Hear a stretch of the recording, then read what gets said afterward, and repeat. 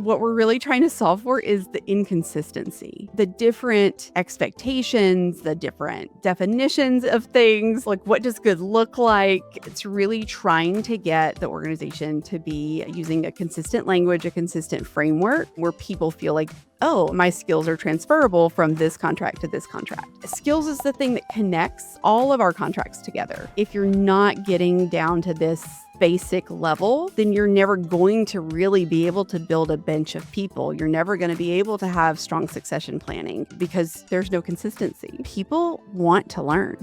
They want to develop, but it's finding the ability and the time to do it. People want skills. People want to engage. They want to grow. Helping people really figure out the pieces and the skills that they bring to the table and how can we upskill them and utilize those in so many different ways because they can see themselves as more than just a job title. Heather, so good to have you here today. I'm really excited to dive into the topic of skills-based organization with you. Absolutely. I'm excited to be here, Vince. Yeah. And it's a hot topic. I think a lot of organizations are thinking about it. It's a really difficult thing to also drive and achieve at enterprise scale. So I'm really curious to hear how you're approaching it in your workplace at Maximus. So what is driving Maximus to become a skills-based organization? What's the problem that you're trying to solve? Oh, I don't want to sound like we have a lot of problems, but every company deals with this, right? When you have a lot of different contracts. So if you don't know what Maximus is, we are a government contractor. We work in health and human services in both the federal and state space. We have over 250 different contracts, which you can imagine, that's a lot of different, almost individual companies. What we're really trying to solve for is the inconsistency. Right. The different expectations, the different definitions of things, like what does good look like? And then there's development, right, that happens in different pockets. So, things spin up on their own. And so it's really trying to get the organization to be using a consistent language, a consistent framework that helps take these 250 contracts that feel like maybe individual businesses to be one and to feel like one and where people feel like, oh, my skills are transferable from this contract to this contract. And so helping us do that with our staff. Got it. The idea of having lots of different disparate contracts that feel like unique entities makes a lot of sense. But why was skills the organizing way to bring them together? So skills being that kind of that anchor for us is because a lot of what our business has similarities. So we do a lot of customer service type call center, work. Those are skills that whether you're supporting Medicare, Medicaid, or you're supporting, the local state function, those are transferable skills where somebody that is on one contract can easily upskill to learn a new system. They're using those same customer service skills. They're just doing a new system. That's an easy upskill. Let's use those skills in different ways. And then when we have on our technical side of the house where we're doing, technical solutions for a contract, those, maybe they're doing something with a specific coding language. And if we know they have that skill, and then we have another contract that comes open that has a similar coding language skill where it's we can upskill this person, keeping them employed with Maximus. Great. We can upskill them to come work on this contract and we can just help them learn this new language of coding or whatever it may be. And so it really skills is the thing that connects all of our contracts together. There are similar skills across these 250 plus contracts that we have. Got it. Transformation, especially when it's a skills-based sort of transformation, is pretty costly. There's a lot of work to do. So it's an expensive endeavor to embark on. What is the ROI calculation that the company is making to justify the investment? There are so many pieces to ROI. So if you think about it in just dollars and cents, it's not going to make a lot of sense. So you got to think about it though in employee experience and how that translates into better customer satisfaction. Take, for example, the one contract has this particular set of skills, and maybe that contract is ending. If we don't take those people that work for us and are able to reskill them to do a different contract that maybe is coming in, we then have to let those people go. And maybe, that new contract comes in a month later and we rehire half those people. We have now just spent that money to let these people go, ship all their stuff back to us or whatever the case is. And then we hire them again and we ship all their stuff back to them. That cost is great. That's a huge part of the ROI. But then thinking about it from the employee perspective of, oh, like I have that opportunity to stay with a company, to continue my career with a company. I'm not starting and stopping and starting and stopping. I have some stability here and you feel more valued. It's really helping with people to be ready for new things for mobility, engagement, customer experience. It's reducing a lot of waste as well. Right. We're not wasting time. If we know I've got this contract coming in and I need X number of people, and we can look in our system with that we have, we can look and say, oh, well, we've got a contract ending and these people are a match. We didn't have to spend a lot of time recruiting. We didn't have to spend a lot of time like completely upskilling somebody brand new to the company. So you're saving a lot of time, a lot of effort, a lot of turnover too. Yeah. It sounds like for you, there is just like a need for the business to be responsive to customers and also deal with the volatility of the contract. You need more flexibility in the talent system. In order to create the flexibility, a more skills-based architecture lets you think about the versatility of individuals so they can be, engaged in different projects in a more flexible way versus like just tying them to one contract and then sort of having this massive swings in your team size. When you have so many different contracts and they're like their own little companies, that creates a lot of silos. And, federal has their kind of ecosystem because there's some similarities, and as does the US, like the states services that we do. When you start to have that many silos, then you start to also lose that view into like what other people are doing and what other people can bring to your team. You start to lose the advantage that experience has, that you can learn from somebody that comes from a state level contract that maybe has been there for 10 years doing things. They can move to a federal contract and bring that knowledge with them and see things in a different way. And so as we start to move toward that skills based, we're going to be able to really tap in to that as well, that internal knowledge that people can then go and share. Yeah, that makes sense. In terms of, the leadership that had to ultimately decide, hey, we're going to do this. How did that happen? Like what convinced them to actually pull the trigger and say, we're going to go forward with this long journey of skills-based transformation? I wish I could tell you a whole long story about it, but it did start before I got here to Maximus. I've been here for almost 3 years. The transition really started a couple of years before. They saw like the need for like, especially coming out of COVID, all that transition home. And then the difference of like when contracts were coming and going, and there's the inefficiency of it. Also identifying like we've got a lot of silos. How do we not do this? Like within some research and stuff within the company and kind of some studies, just finding that we're not doing a great job about our bench strength, our succession planning. We're not doing the things we need to do. And ultimately, when you start to think about that, it breaks all the way down into the skills. If you're not getting down to this basic level, then you're never going to really be able to build a bench of people. You're never going to be able to have strong succession planning because there's no consistency. There's nothing to look at to say, oh, well, this person has these skills that are needed for this director role, or this person has the skills needed to be a supervisor now over here. It kind of brought us to that point of like, we've got to build this from top to bottom. Got it. It sounds like succession planning was like a big part of making this obvious need. I know that there are a lot of different components of this skills-based transformation and leading. Can you describe to me a little bit, how do you conceive of this at Maximus? What are the pieces of it and what are you driving? Obviously, you kind of got to look at a couple of different levels. Just in general, the basic where we started with everybody is implementing a system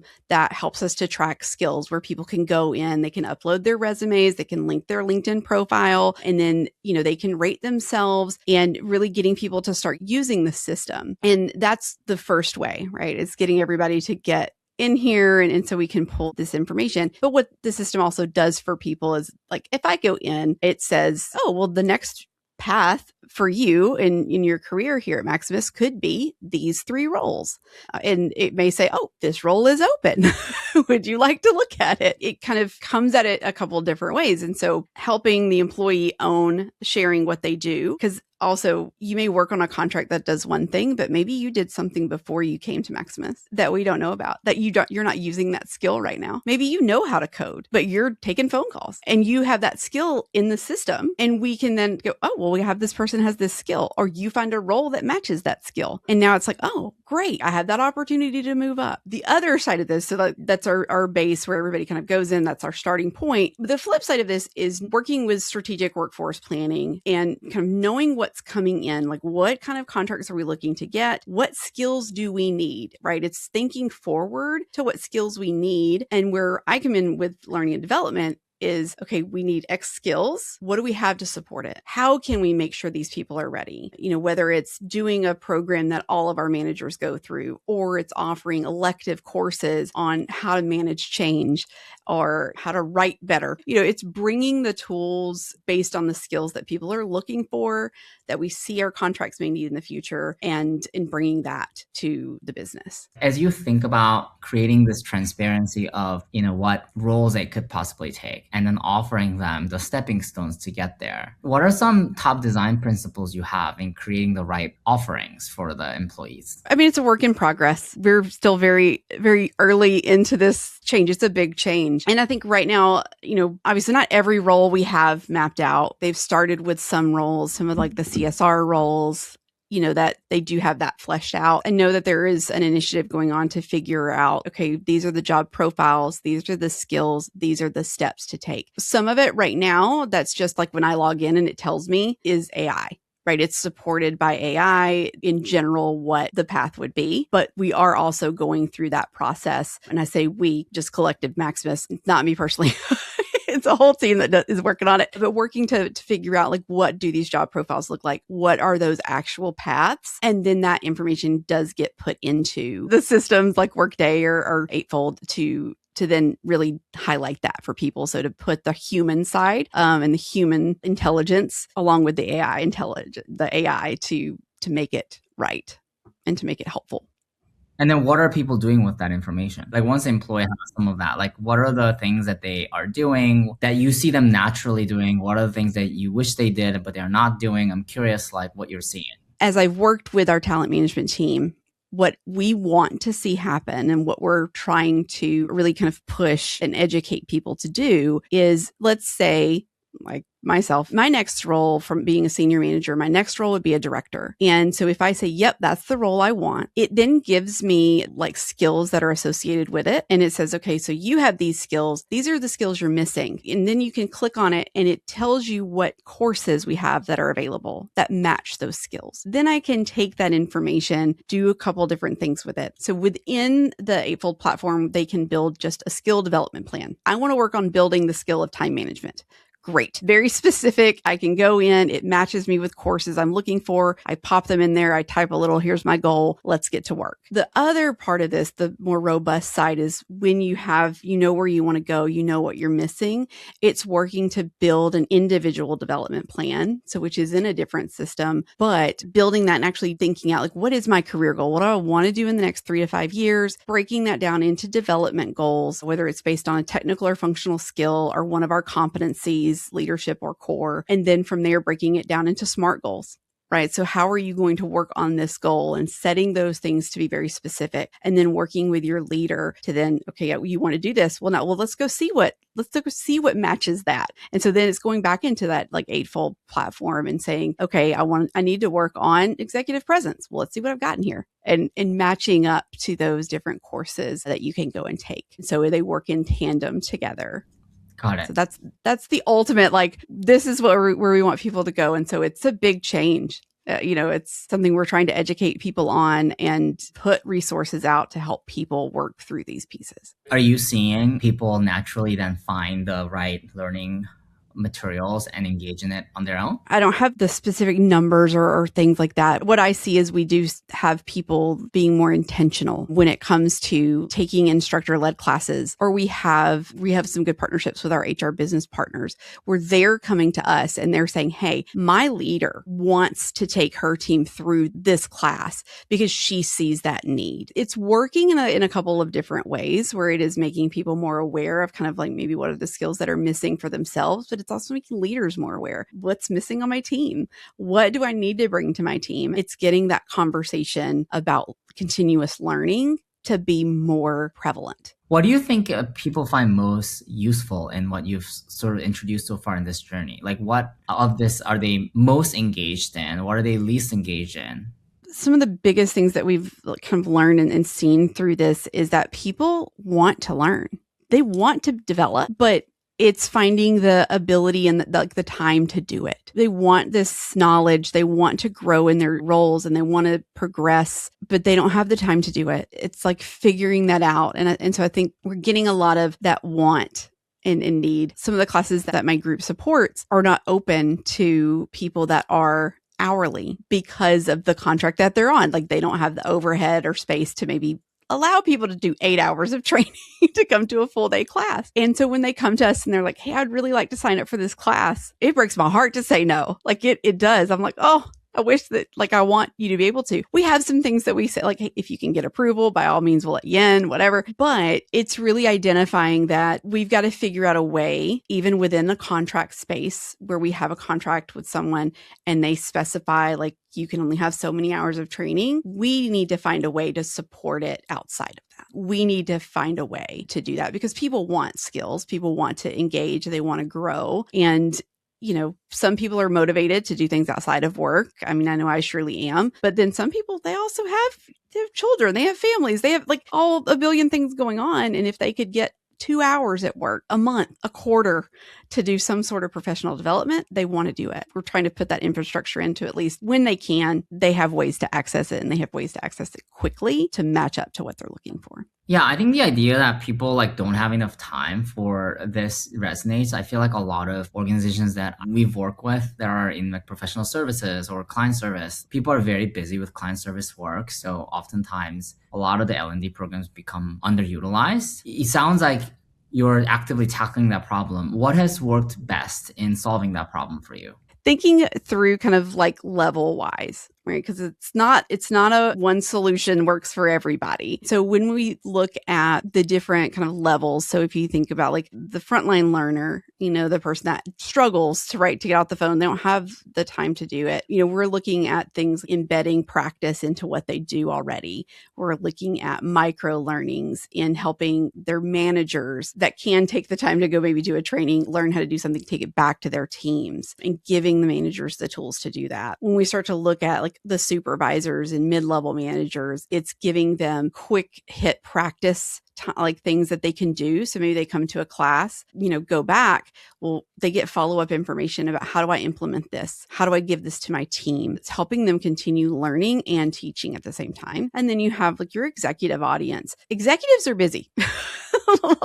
It's so hard to get them into a room for 8 hours to learn something or maybe unlearn something and relearn it. So we've taken an approach for them doing cohort-based things, doing things that are in person and more maybe intensive for a couple of days, asking them step away for a couple of days, let's really focus and then step out and then have some breathing room. And then we'll come back and maybe do some post discussions. So it's really identifying what audience you're looking for and what is going to work. If the people can't come to you, you go to the people. That's the mentality that I have with this is, they want to learn the skills, but they can't come to me. How can we get to them? What can we do?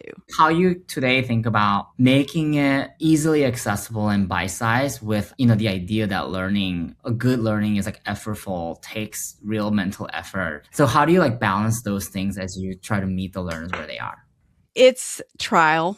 And some of it's trial and error. It's figuring out what works. Again, with various contracts, it's going to work different for different ones. There's a group that I've worked with that does some leadership training with supervisors. And again, hard for supervisors to come off the floor. They've got a team there taking phone calls. They need to be there with them. They're taking phone calls. The group that I was working with, they had found okay, we do 1 hour lunch and learn type thing. And that works for this group, and then they did it at one site and then they were able to start replicating that at multiple sites because it was working there. That's not going to work everywhere because not everywhere is on site. Then it's going into we've got a program for new leaders. So leaders that are either new to the company or they've been promoted from a CSR into a supervisor role. It's a 9-session course and that's a lot of time.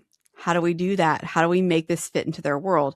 We break it down into smaller chunks and say, okay, we need you 3 days this week, and then we need you 3 days this week, and you're going to come for these set hours. And then something like that is a little bit bigger has that executive sponsorship. Everybody needs to go through this, and so this has to happen. And then we're still trying to find additional ways to get in front of that kind of hourly population. How do we bring this to them? And again, a lot of it really hinges on that supervisor, that mid-level manager's crutch.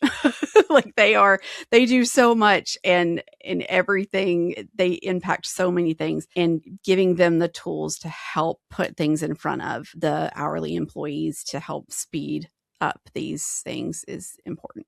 This is one of the challenges that most teams face, which is demonstrating the value of the time spent on learning. It sounds like you have all these like self-reported skills that people are reporting back. But of course, then if you've taken learning to address some of those skill gaps, and hopefully then you get reflected on skills that people are gaining, how are you handling that today? With grace, because it's it's hard.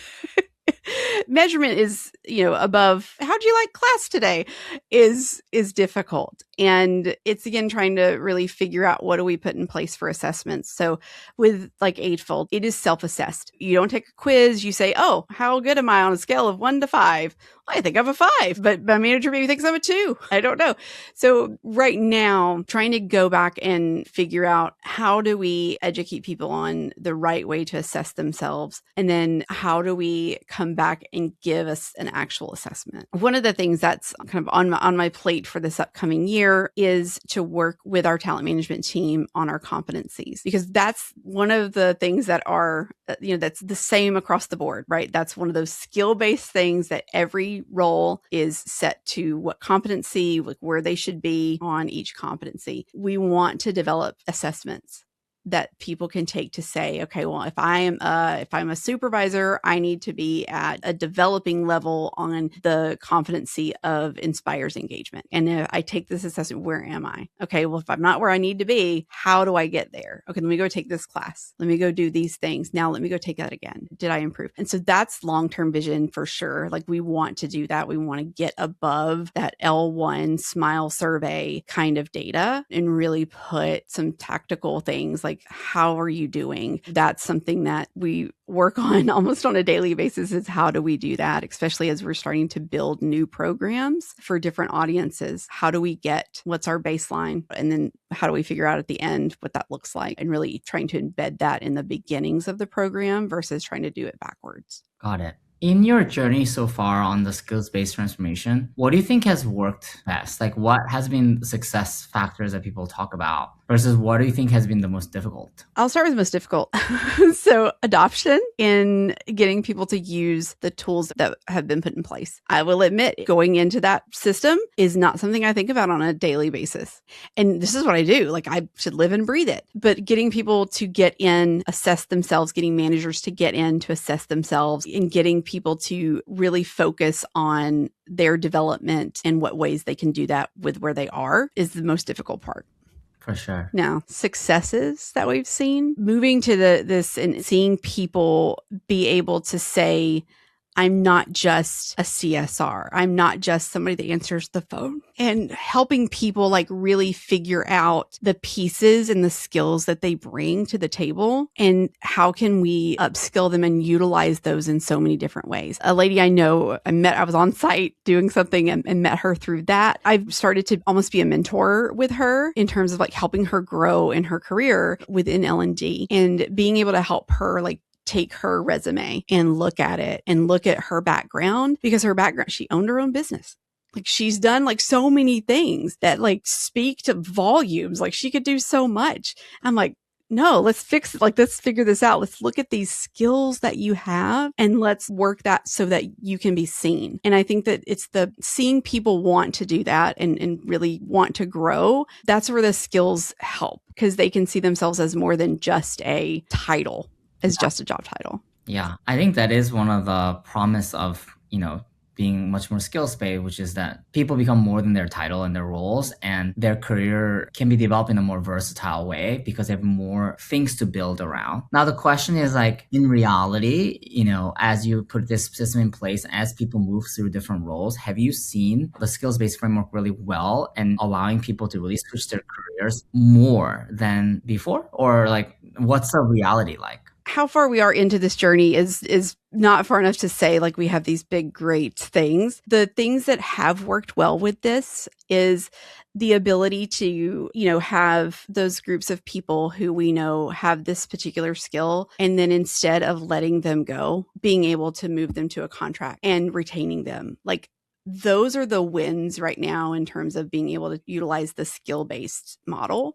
It has so many layers to it. And we're, again, so early in the journey. That feeling for me, even though like I feel very far removed from that, I'm very far removed from the front line, but just knowing that we've been able to take and save people so much headache and so much stress of being like, my contract's coming to an end. What am I going to do? To being able to say, guess what? We have the holding place for you for a couple of weeks until a new contract comes, and we're going to let you be here. And then you're going to move to this one. Like, we're going to upskill you. That's a win. Like, that's a huge win for us, for the people, for our clients. They get skilled people coming in versus teaching somebody brand new. We're able to deliver that quality faster for our customers as well. That's interesting. Something that you're highlighting here is that because you have a lot of people on these like projects and where the projects come to an end, and so there are more near-term moments for there to be like real benefits of this system that creates more flexibility. Whereas I think if an organization didn't operate basically on projects and had these like long-term roles, and like the returns like are a lot longer on time horizon, so it's a little harder to justify like what's actually happening. And thinking about like for my role. Right. Like, I mean, I'm a senior manager. There's only so many rungs above me that I can go. And so when you think about like on a corporate side, how does this help me? What can I do with this? How is this going to be successful for somebody in my position? Way that it's successful for me is being able to say, here are the skills that I have. Here are the skills that I need. And then being able to have that conversation with my leader to say, I want to gain these skills. What can we do? How can I learn it? Put me in coach, right? Like, and help me get this experience. And then being able to execute on those things. And then maybe even being able to say, okay, well, maybe there's not a position for me in this org, but there's one over here. They have a director of training role over here in this project. Well, I could do that. That's a great move. Like, everything I've learned from here, the skills that I've built, I can go use here. Again, when you're in this higher level of leadership, I've seen people be able to use their skills from being in a chief of staff role, right? You have a lot of different skills in a chief of staff role, and then being able to move into like a business development role, because the skills that you've built, you've got things to learn for sure, but you've got those transferable skills. And that's where in that kind of corporate or higher level type role, it is a longer journey, but it's being able to break it down. And you do have to be able to really say, like, this is what I want to do.